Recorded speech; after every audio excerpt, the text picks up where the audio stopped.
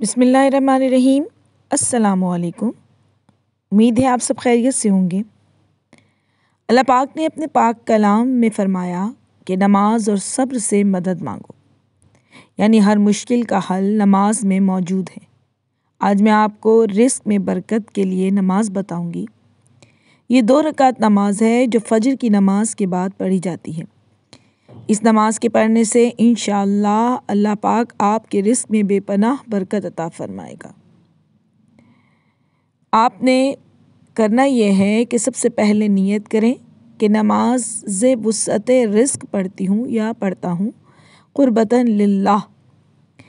پہلی رکعت میں سورہ فاتحہ کے بعد 3 مرتبہ سورہ کوثر کی تلاوت کریں اور دوسری رکعت میں سورہ فاتحہ کے بعد 3 بار سورہ فلق اور 3 بار سورہ والناس کی تلاوت کریں۔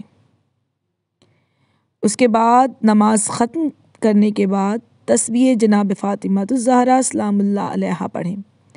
34 مرتبہ اللہ اکبر، 33 مرتبہ سبحان اللہ اور 33 مرتبہ الحمدللہ، اور رسول پاک صلی اللہ علیہ وآلہ وسلم کی والدہ بی بی آمنہ سلام اللہ علیہا کا وسیلہ دے کر دعا مانگیں۔